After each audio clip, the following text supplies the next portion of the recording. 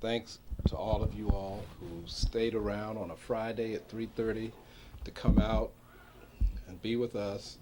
Come here to the Bull's Head Bookstore, which is now becoming our number one partner in doing these kinds of programs. And we've been very fortunate that they've been so supportive of us and that we've been able to collaborate with them on bringing our special guest for today. I am very excited. I'm very excited for a number of reasons.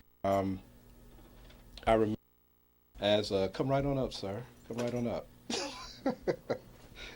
You want me to say something special? Okay.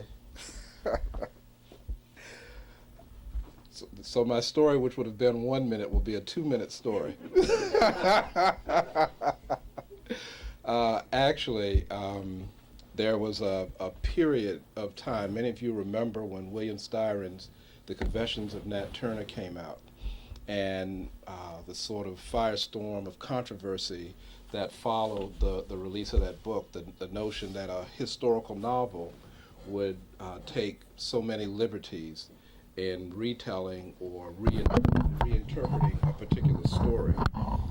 In any case, there was a group of black scholars who got together and did a actual response to that book. I'm not sure if you all remember it, but it was 10 black scholars respond to William Styron's Nat Turner. And that's where I first saw Mike Thelwell's name. And it was wonderful for a person who was in a college situation who felt that once somebody put it in the book, that was it. You had no choice. If a professor gave it to you, it was in a book, that meant that it was the law. But this demonstrated to me that there are always opportunities for us to develop critical thinkers and to develop critical thinking skills while we're there. And being able to engage that book and being able to engage it using the information that these scholars used to refute some of the things that had been presented there, and also to talk about the role of that book in society because of what it had done, because of the stature of William Styron, what it had done to our understanding of who Nat Turner was. And this was doubly important for me because I was in school in Virginia, and my mother's family is from the county where the Nat Turner Rebellion took place. So the lore for me was very, very, very much overwhelming, and I appreciate much of what's happened.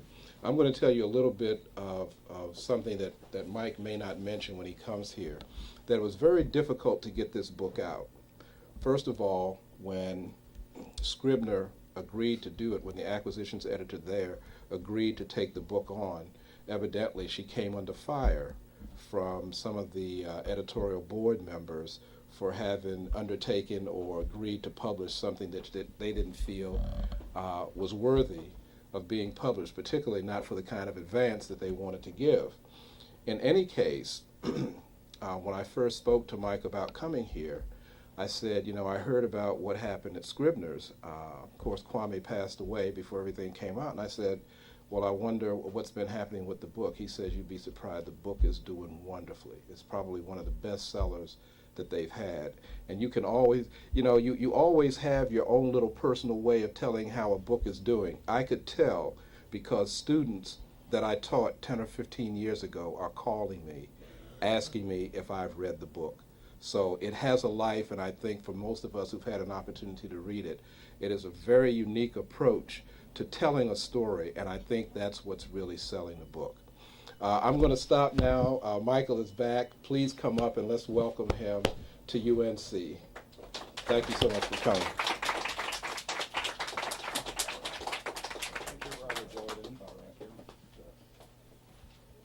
I want to thank my brother and friend, Brother Jordan, for having brought me here. On behalf of Kwame Ture, I thank you, Brother Jordan. Very glad to be here at the University of North Carolina.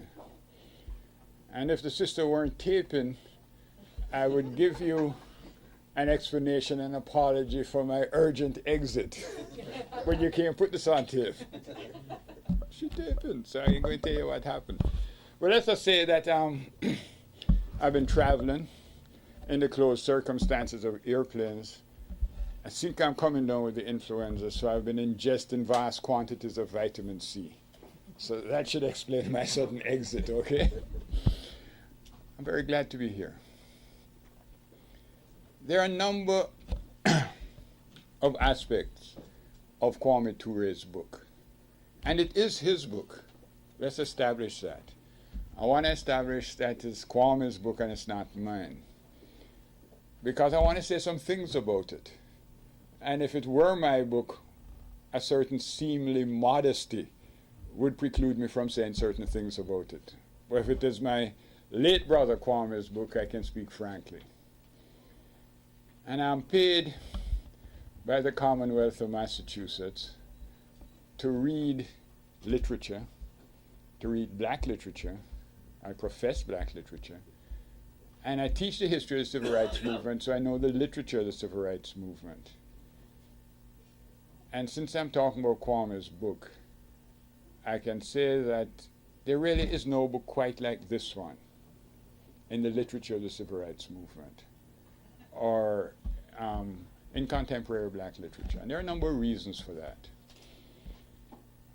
For one thing, it's about an extraordinary life. And there's somebody in the audience, I'm going to make a slight digression here. My godson is in the audience, Mikey Terry. Only godson I have. He happens to be on the faculty of the university. This is his first year here in the linguistics department. And one of my reasons for coming to Chapel Hill was to take a good look at my godson and report to his mother when I go back. And you students should know that even faculty have mothers. And they expect reports. All right, where was I? Kwame's book. In the first place, Kwame's life was extraordinary, by any account extraordinary. And the political trajectory of that man's life intersected every aspect of the black struggle in our time. In this country, in the north and urban centers, in the southern rural areas, in the Caribbean, in Africa. And the trajectory of his personal cultural evolution reversed the slave trade and the diaspora. He began in the Caribbean, came to this country, and not only returned to Africa, but in a very interesting way, became African. And he did all of that in the context of a life committed to resolute struggle for the liberation of all people. So that when the occasion came for me to work with Ture on this book, it was the proverbial offer you couldn't refuse. What we used to say in the movement, it's your historical and revolutionary duty, brother, when you're trying to get somebody to do something they didn't want to do. But this I wanted to do. There's a number of aspects of the book that I think are interesting and I think are important. First of all, the book itself and the contents thereof, what it is, and what it tells us, that is important. The genesis of the book, the origins of it, how it came to exist, is also an interesting story. And apart from the political content of the book, there is the account of a really remarkable human life, which is folded into Kwame's narrative of his life. But it is his book, it is his account of his public life, the meanings thereof, the kinds of decisions he made, his reasons for making those decisions, the consequences of those actions as he understood it. So that it isn't my book, it is his autobiography. If I were to discuss all three areas of the book, its genesis, how the book came to be, which is an interesting story, or if I was to discuss the contents of the book and what makes it unique and distinct from most other accounts of the history of the period, what makes it unique in political autobiographies, we'll be here for a very long time. So I'm going to give you the choice. Which one you want me to talk about? The Genesis. Okay. That's fascinating because look, now which is my book? One of these books is very marked up. I hope nobody buys that one. Look at it. If you examine this book carefully, you will notice several things about it. Number one, it's being published by Scribner, which is a branch of American corporate publishing. A branch of Simon & Schuster, which is a branch of Viacom, which owns CBS. And that is the American corporate establishment. Without making reference to Viacom or any of these other companies, you know what the behavior of the corporate establishment in this country has been. And you know what in recent years especially. And you know the kind of degradation of principles and values represented in that sector. But more than that, you know what corporate publishing is, especially as it affects black people. Now, most corporate publishers have imprints to publish books, so they claim, to cater to the black market. And when I say the black market, there's no pun intended there. But if you look at their titles, you would think that we were pathological, incompetent, alienated, demoralized, and in need of healing. I mean, those are the kinds of stereotypes which are now current in American publishing. This book is not like that.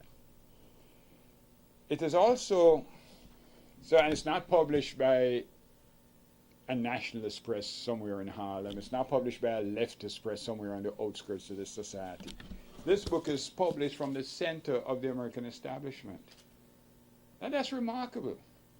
They do not, as a general rule, publish any uncensored, unexpurgated accounts of a revolutionary life. And certainly not of a black revolutionary life.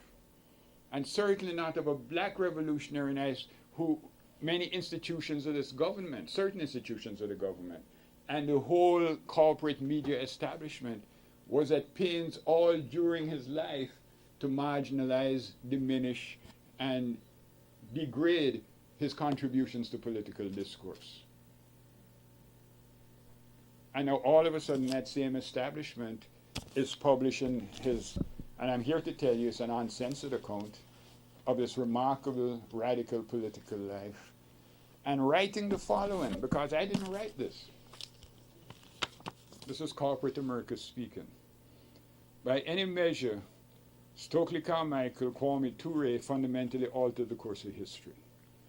Published at the 5th anniversary of Carmichael's death, this long-awaited autobiography fills a yawning gap in the American historical record as it chronicles the legendary civil rights leader's work as chairman of SNCC, patriarch of Black Power, Pan-African activist, social revolutionary.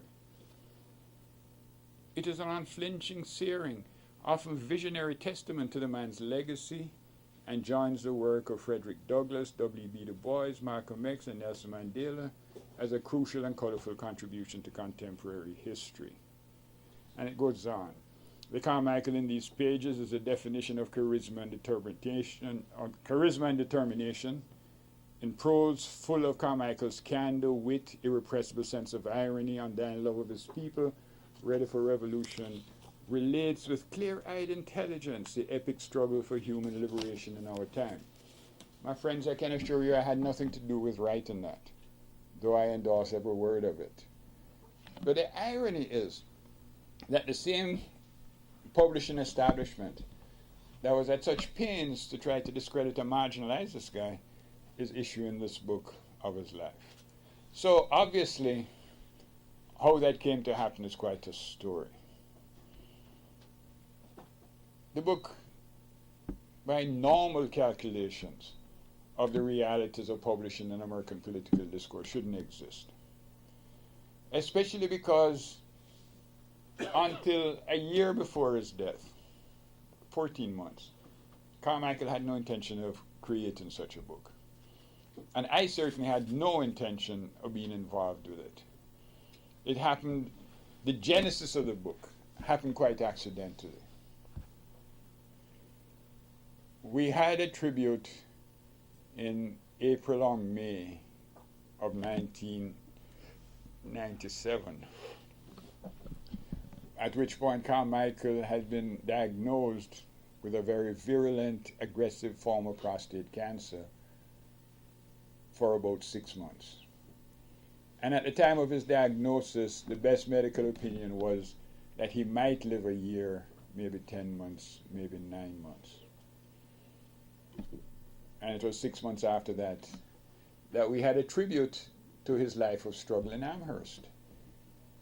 And in a whole complicated set of events, ironic set of events, funny set of events, which I won't bore you with right now, but if afterwards in the question period you ask me, I would recapitulate them for you. We determined, well, let me tell you exactly what happened. We asked him to talk about his life, not about ideology, not about political rhetoric, not about Pan-Africanism, not about socialism, but about his life. Because we said we can get hundreds of people to discuss those subjects, academics of all stripes, but nobody can talk about your own life. And he came in at a time when we thought he was very, very weak. The reports we had was that his treatment had miscarried. The brother was literally at death's door. And he came walking off the plane, carrying his bags, and stood up and spoke for 2.5 hours, as Carmichael tends to do. But because we had thought he was so weak, my godson's mother, who's the chairman of my department, was thinking of hiring a nurse and sending a wheelchair to the plane to meet him. He came striding off and he gave his talk. But I think he was deeply affected by the response to the talk, because he did talk about what I asked him to, his life. And this book, of course, is his life. And the place was filled with students, and nobody left. And at the end of what was 3 hours, because we had a lot of people introducing him because we thought he wouldn't be able to speak. We thought he was so... No, we thought he was so weak. I mean, we had Judah Richardson, who was with him in SNCC. We had Bill Strickland from the Northern Student Movement. And we all introduced him. And then the guy gets up and speaks for 2.5 hours. But it was an extraordinary talk. And it was one of those talks, I hope this will prove like that the room was fuller at the end of the talk than at the beginning, as news drifted across campus. So when we got to him, we were talking, he was really struck by the fact that so many of the audience were white. He said, in recent years, I haven't been having many white people in my audience. And we started talking. And I said, you're one lucky Negro. I was going to embarrass you. And he says, sir, well, don't you know you can't embarrass me? How are you going to embarrass me? I said, I was going to tell those young people about the time you got your behinds thrown in jail, talking about you going to overthrow the military regime in Guinea. And we laughed about that because we had had a previous conversation, which I'll tell you about later if you want to hear it. And I said to him, but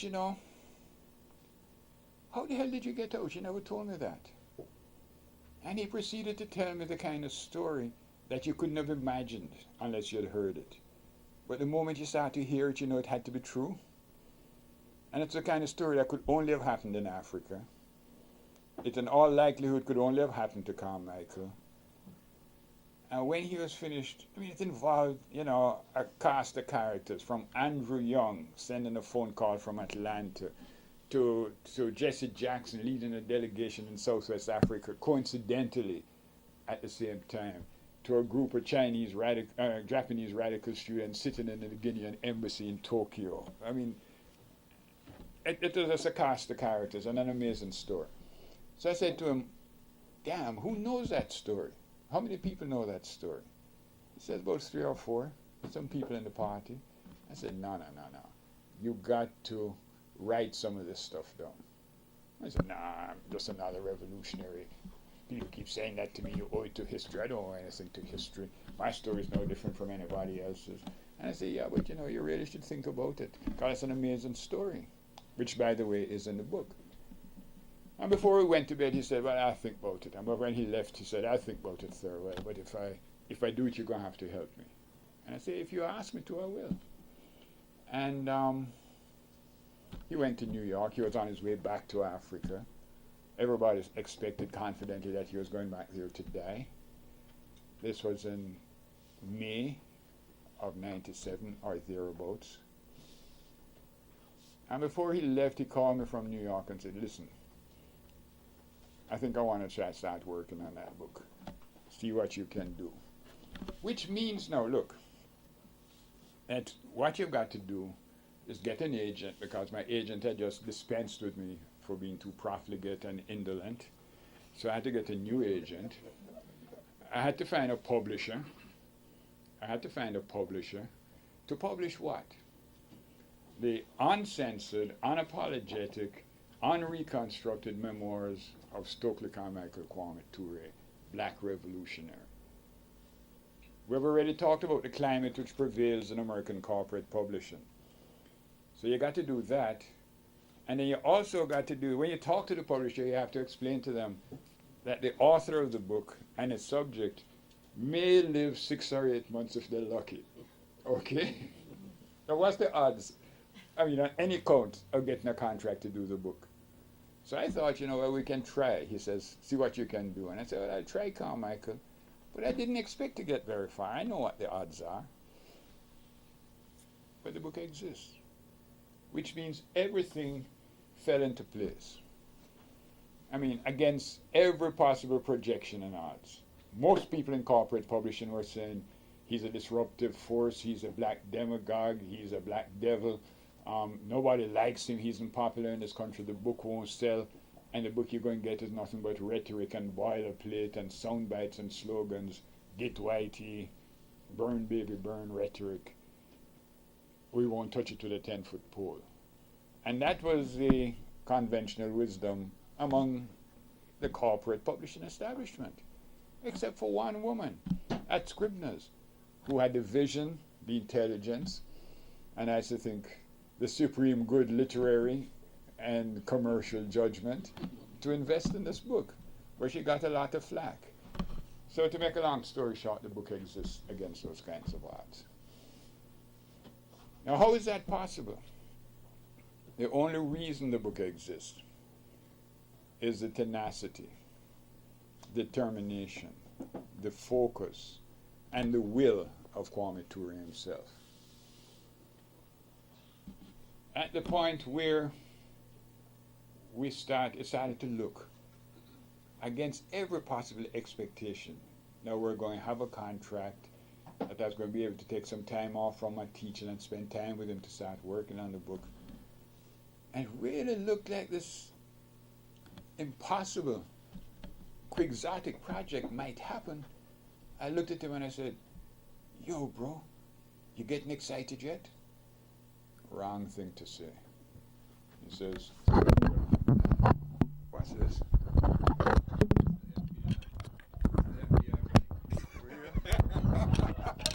Welcome. We would have been lonely without you.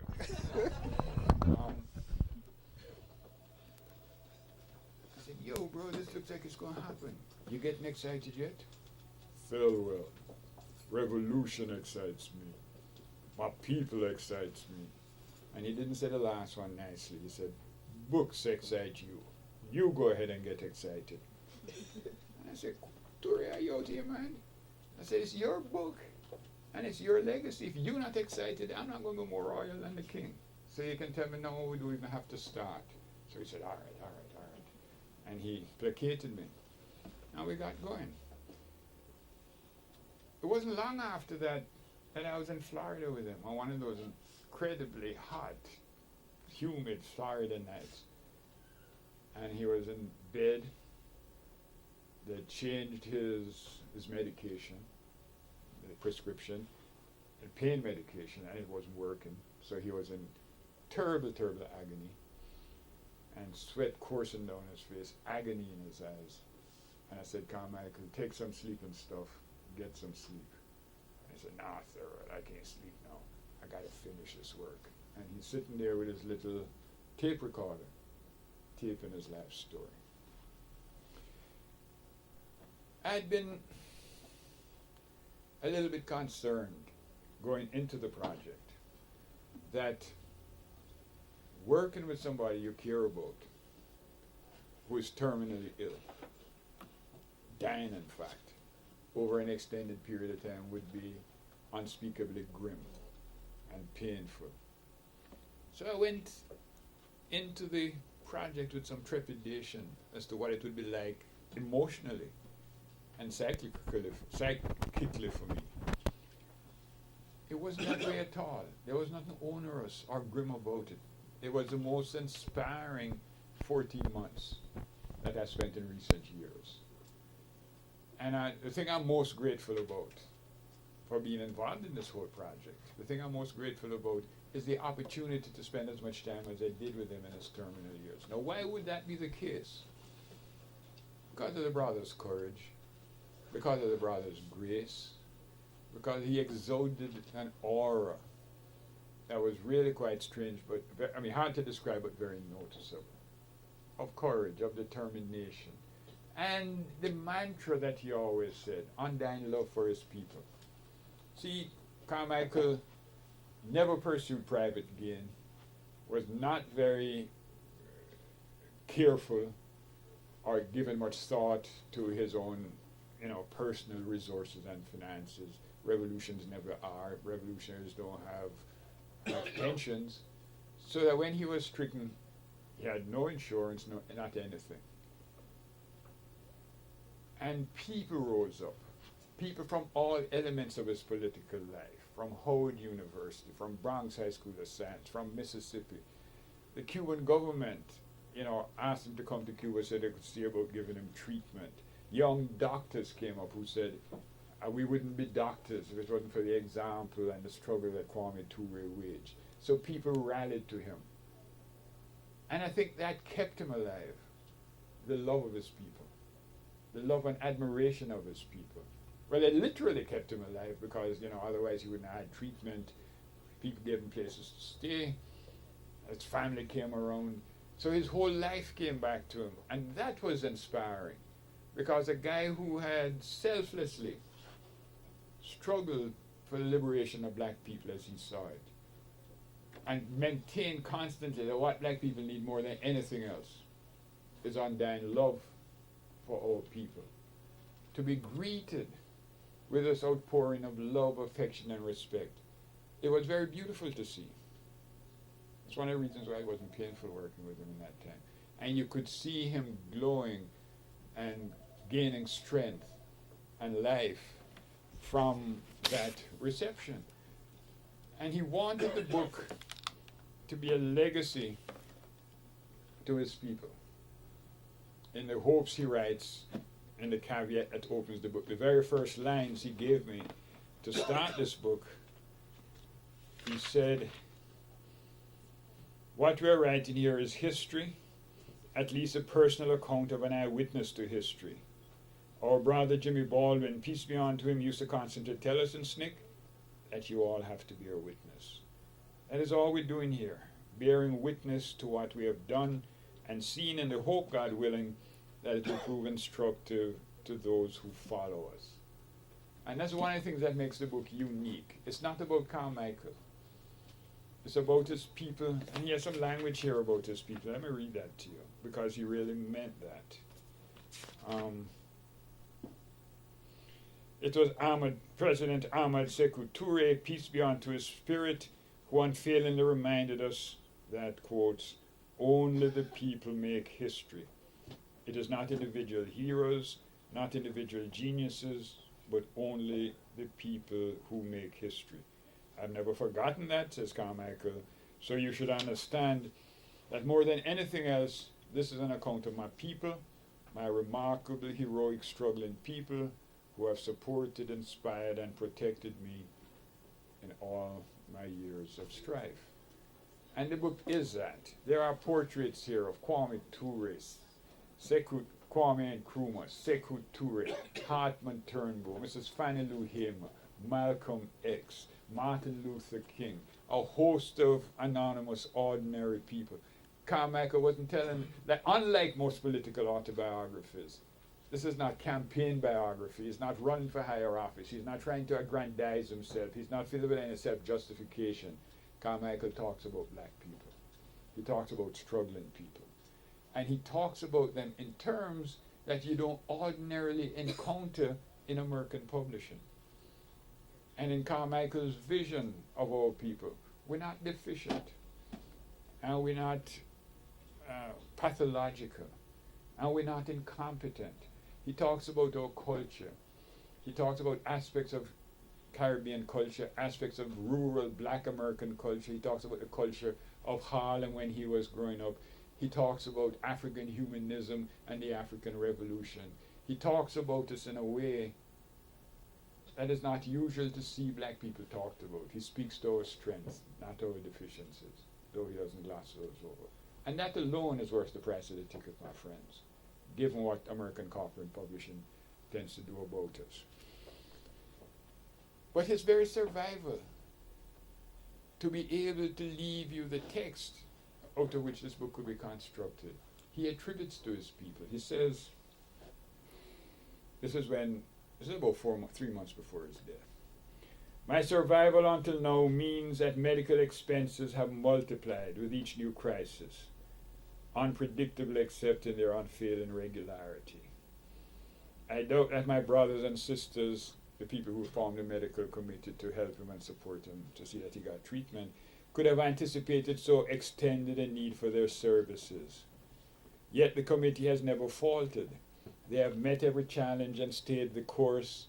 The group's constancy and resourcefulness and tireless commitment have been a revelation and an inspiration. And that committee had people from Howard University, it had people from SNCC, it had Gloria Richardson he names them and he thanks them, from Cambridge. What is humbling about all this, Carmichael writes, is that these brothers and sisters and so many, many more have done all that they have done, endured all that they have endured, during an illness that must have come to seem interminable, with such amazing grace and unfailing generosity of spirit. I am very fortunate in my people. I believe my doctors, the same young doctors who said there wouldn't have been doctors except for him, and nobody should expect that any one of them would ever send him a bill, young black doctors who rallied to his support. I believe my doctors might be a little surprised that I'm still around, he says. Well, they can thank themselves for that. And certainly the overwhelming, spontaneous outpouring of love and concern on all sides. And he told me one day, he says, prayers are being said for me in Baptist churches across the South, in Pentecostal churches in West Africa, in mosques in West Africa and Central Asia, Shango ceremonies in Trinidad, Santeria ceremonies in Cuba. And he talked about the various places where prayers were said in his behalf, and the love that reached up and engulfed him.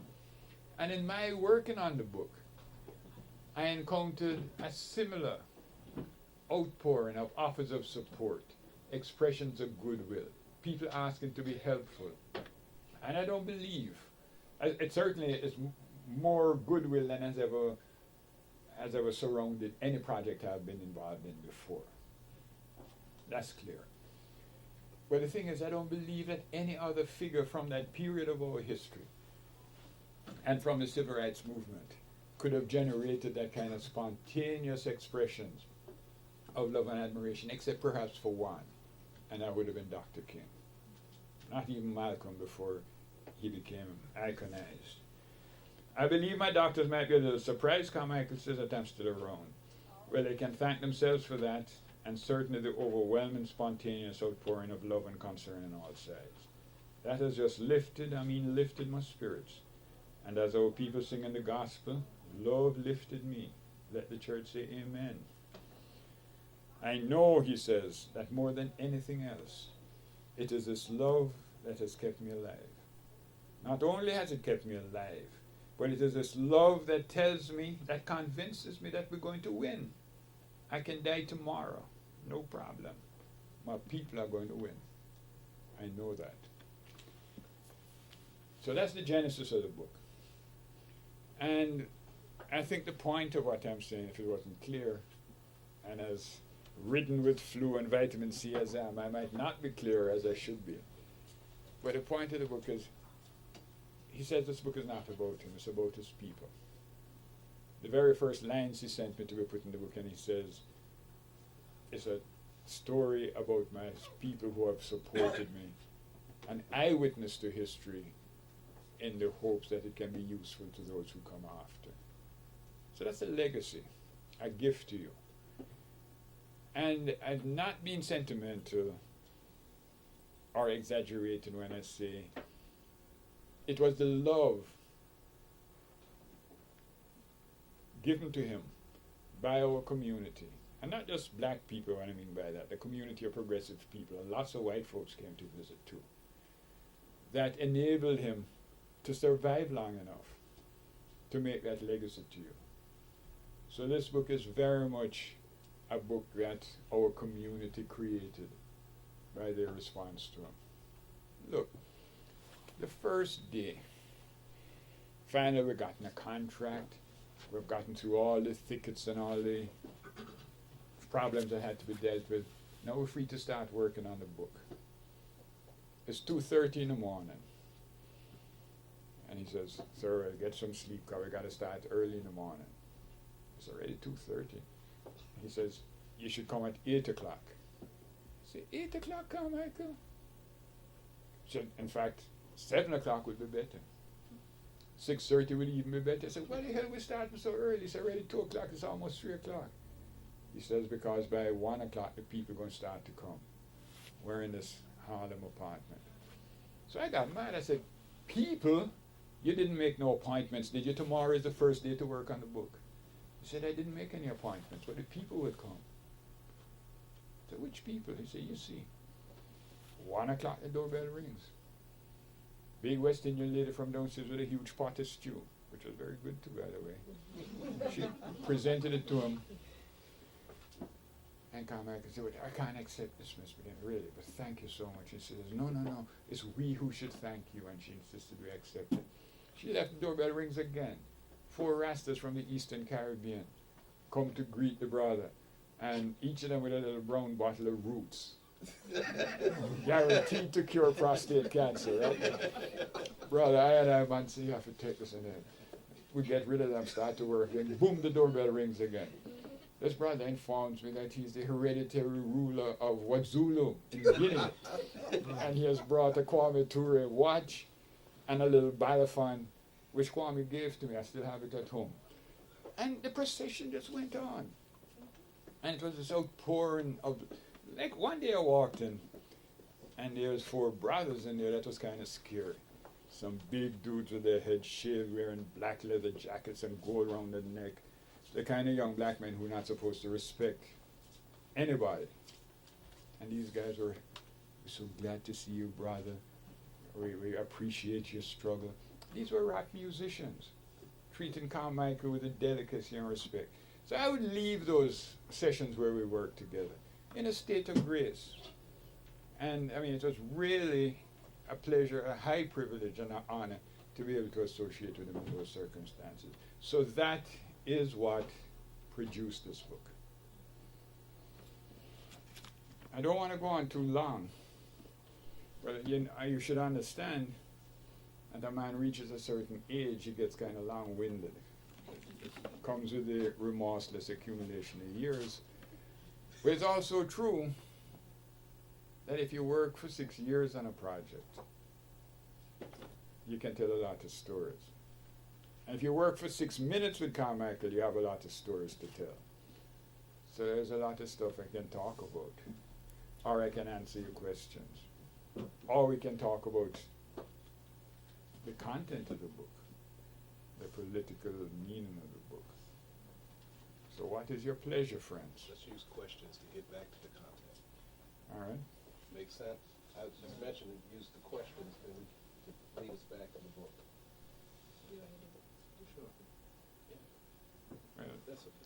if you're going to impose that burden Yes, it's on a the burden. assembled multitude, you got to ask the first question. But you're tall and strong. We know you can bear it. As many people here, I probably have 1,000 questions, but one of the main issues that remains for me after reading the specific segments and the strategy of bringing white students down, in his later years, did he ever go back to Bob and others and sort of critically review that strategy? And would that have been the strategy that they would have used given what happened later on? Well, the strategy was never, though it turned out that way, to bring white students down. The strategy was to bring students, to bring people into Mississippi. The economics of the circumstances, 'cause one of the requirements was simply that people have $500 to be able to help out with their living expenses, because some of the families were very poor, most of the families were very poor, but to be able to pay bail or stuff like that. That eliminated a lot of black students. I recruited at Howard, as Carmichael did. And a lot of people who really wanted to go had to work in the summers to pay next semester's school fees. So we ended up with getting a predominance of middle class folks, whether they were white or black, middle class folks who could afford to come. And the numbers ended up that they were mostly white people. And now that might sound like I'm nitpicking and splitting hairs, but it's important to understand that in the light of a certain kind of very spurious, after the fact historical argument that Smith brought on white people in order to, because white people, if they were killed or damaged, which is true, would excite a certain attention from the nation, which anonymous black people didn't elicit. But that was never the strategy. That was the reality, as it turned out. I don't think that answered your question completely. But the fact is, no, he never went back to Bob to reevaluate that strategy.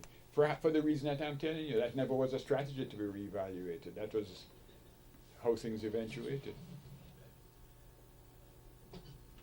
Sir? Does the book talk about the racial climate of today, what his thoughts are about what the racial climate is today, and why he just got up and left and went to Africa in the first place? I don't know why he went there. Well, first of all, I'm going to answer your question, which is to go against my long-standing policy. My policy is not to tell people what's in the book, since they can go look. But since you're a brother and since you asked the question in a certain way, I'm going to do it. First of all, he didn't up and go to Africa. The book talks about that. The book talks about it at considerable length. And what the book says, and I know this happens to be true. First of all, there is nothing in this book that isn't true. When I would talk to Carmichael, I said to him, my brother, you have to tell me what you want this book to do. He'd look at me like I was an imbecile or simple-minded. What I want the book to do, it must tell the truth. That's all, it must tell the truth. He wasn't running for office or anything else, he just wanted to tell the truth. So and there is not, one of the things which makes it really unique in terms of political autobiography, there is not a tone, there is not an undercurrent, there is not a syllable of self-justification. Some people, some leftist reviewers object to the fact that he doesn't defend certain policies. Carmichael didn't think he had anything to defend. He talks about the context in which things occurred and the reasons for certain decisions. But defend himself to whom? And against what? I mean, he had no concern about it. So anything you see in the book is literally and true, right? And what he said simply was that he went to Africa because he was invited by Kwame Nkrumah. Kwame Nkrumah, the man who had engineered, the great architect and visionary of Pan-Africanism, who had led Ghana, the first black country in sub-Saharan Africa, the first country in sub-Saharan Africa to become independent, who had represented the spirit and the vision of the African Revolution. At that time, if he said to any one of us, come to Guinea and be my political secretary, any one of us would have gone. Okay? And he went expecting to go a year and possibly at the most 2 years. But he also expected that the Black Power movement would gather strength and influence in this country, and that his presence in Africa would serve as a bridge between the two struggles, who he saw as different aspects of the same struggle. And so that he was not moving to Africa, he was locating, he says in the book constantly, I go where struggle takes me. And he constantly came back and organized a political party in this country. So to put it the way you put it is quite inaccurate, but I know you will see that when you come to read the book.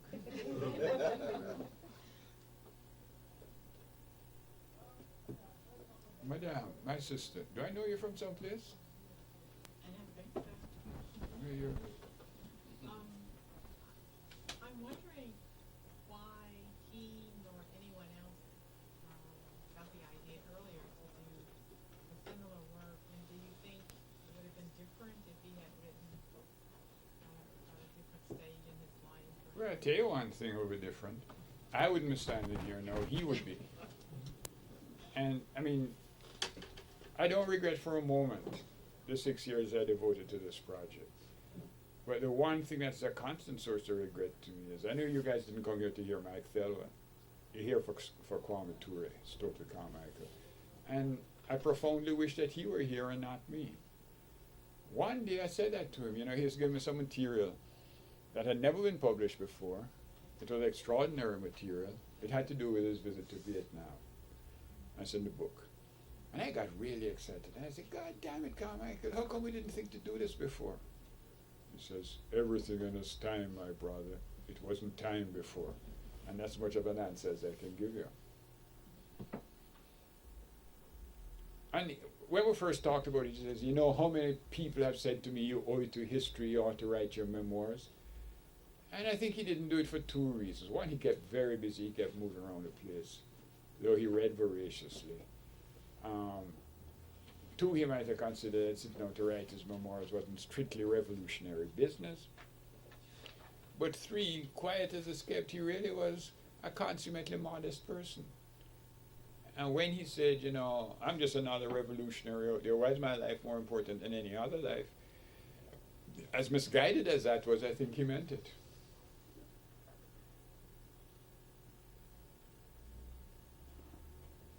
Madame. I don't have a question, I just have a comment.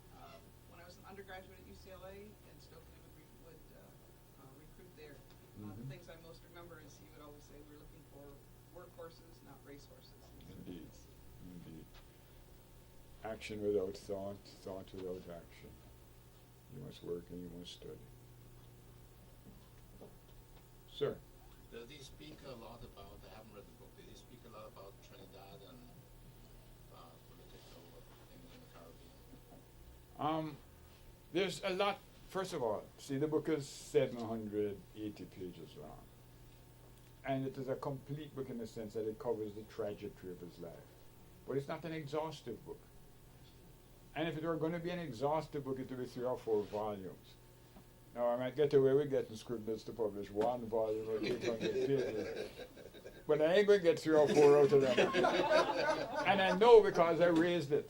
I mean, when the book was getting really long, they said, well, you know, you got to cut. I said, wait, we do 2 volumes? Out of the question, don't push your luck, right? And they wanted to cut out 300 pages. They wanted to cut out 300 pages. And the 300 pages that they would have cut, had they cut it, because they in fact marked those areas, I restored them all and they accepted them. That's the other thing that's kind of miraculous. But were those pages that had specific references to the black world and to black culture, that operate outside, that have resonances and meanings outside the general sweep of national white American discourse. And that wasn't racism. That wasn't racism. And it wasn't hostility. It was just the fact that they didn't recognize it. They didn't know what it meant. It's not part of the national discourse. So there's stuff in this book that you don't see normally published in American publishing. That's what makes a book valuable. And that's why we had to put back those 300 pages. But the answer to your question is, he talks about the Trinidad he grew up in. And it's not exactly, not nostalgic and sentimental, because there's none of that in the book. But it's a portrait of a Trinidad which most American readers don't get to see, as seen through the eyes of a young man, a young boy really, who left there when he was 12 years old. And a lot of people, especially his family, really like that chapter. And the Trinidadians get very enthusiastic about it. But the discussion of contemporary politics in Trinidad, he doesn't get to. And the discussion of contemporary race relations, and a discussion of the state of American culture now, is very much in the book. But again, you know, death intervened, so that he's kind of working towards it. And everything that he discusses, he makes references to contemporary realities. and he makes statements about what he thinks black people need to be doing. But what's interesting about it is that, and John Weidman has an introduction which contemporizes the whole book, is that the issues he talks about that may have taken place 30 years ago or 25 years ago, unfortunately for what that means about American progress and social progress, still have, and the dynamics of those engagements and those confrontations still apply perfectly to contemporary American society, if you understand what I'm saying. And you see when you come to read it. The thing about this immense book is that when people start to read it, they tend to finish it. No, I mean, you know, a reporter came to talk to me about it and said everywhere he had seen it, the people who had the book had read it. And I said, well, why would you buy a book if you're not going to read it? He says, don't kid yourself. 70% of most bestsellers aren't read. People read this book. I said, I didn't read it in one sitting, but they read it. I got a letter from a doctor who said, when I picked this book up, I said, there's no way I could do more to a 700-page book than skim it. That was 2 weeks ago. I've read every page and enjoyed it, and resisted the imprecations and abuse from my wife who kept wanting to get the book. And another lady had the book, but she hadn't read it. And I was looking at her with considerable disfavor until she explained to me that she hadn't read it because she hadn't been able to wrestle it away from her father, who was 93 years old and lying up in the bed chortling and reading it. So I think the book is infused with Carmichael's spirit and his courage and his intelligence and his wit. And there's not an element of self-pity, there's not an element of rancor, there's no payback, there's no washing dirty dishes in public. In fact, talking about that, I just got a letter from a brother who is in the book. And it's over there someplace, I could read it to you. But he talks about certain qualities that makes the book important. And it's Carmichael's spirit, and that's not artificial and that's not imposed. There's a quality of generosity, a quality of compassion, a quality of his own terms, undying love for his people. The other thing that made it inspiring, working with him, myself and Brother Jordan were talking on our way over here, and I'm going to repay Brother Jordan's invitation by raffing on him just a little bit. And he was talking about another mantra of Carmichael's, where he says, Carmichael used to say, if you struggle for the people will deny you nothing. The people never abandon you. And Brother Jordan said, yeah, well, we struggling for the people, and the people ain't treating us real good out here, I think. But that came back again. At a rally in Chicago, Carmichael said that, you know, if you struggle for the people, once you struggle for the people, they will deny you nothing, they'll never abandon you. And this diddly brother was sitting there saying, ain't that some bullshit? People ain't ever did shit for me. And he kept saying that until this lady sitting next to him looked at him and said, you know something? Shut your mouth, because you ain't done nothing for the people. And that shut him up. But Carmichael used to say that, and it could sound, and I edited that considerably. Because I wouldn't want the FCC and young Mr. Powell to charge the bookstore no $15,000 for that kind of language. But Carmichael said that. And it repeatedly manifested itself in his life towards the end, that the people would really never abandon you.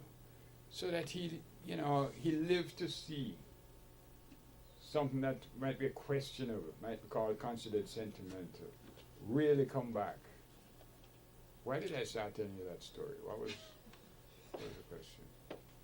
There was no question. This is something you remember.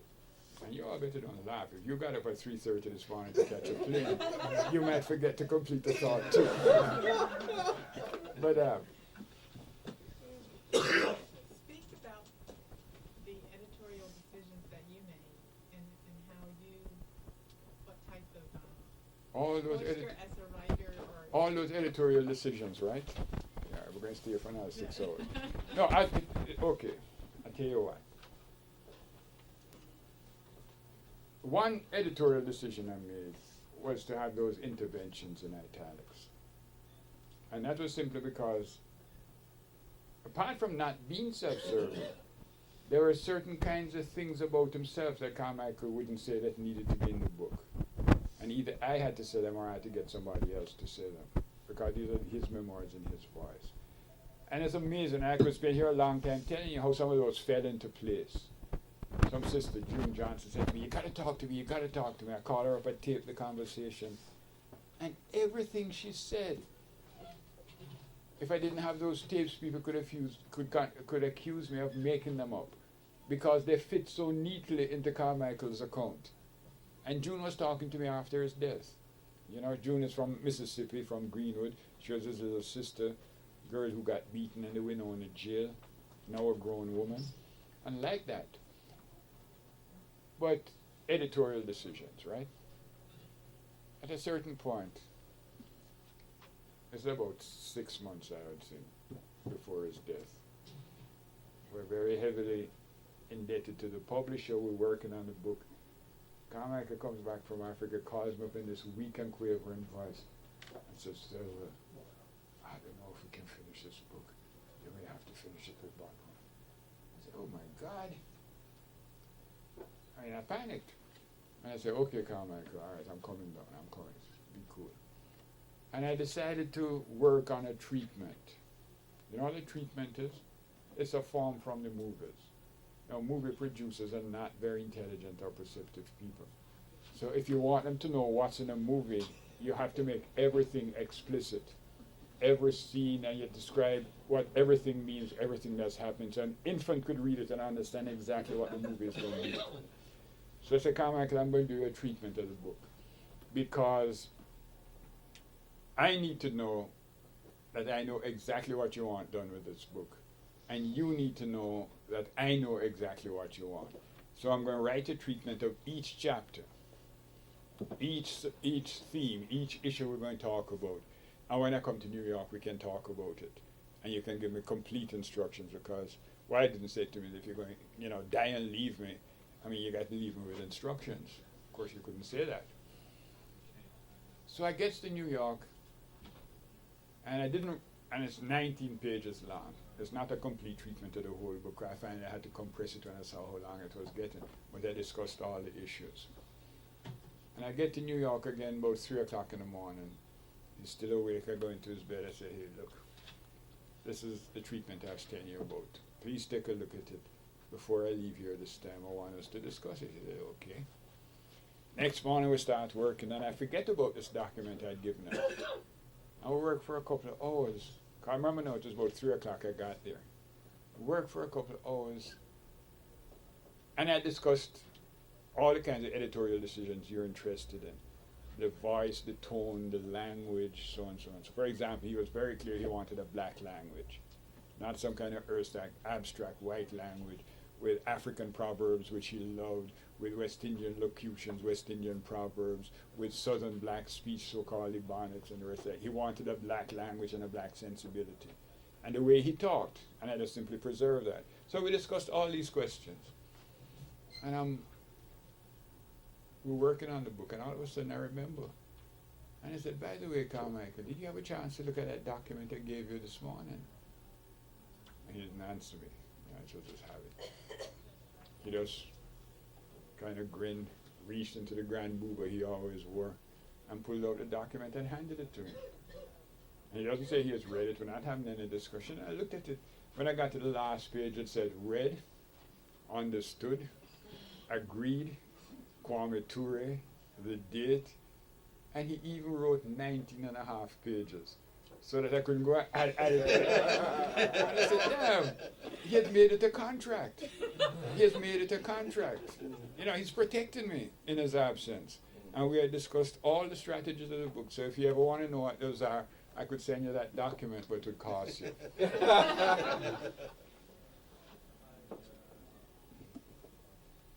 I ask you to do one thing?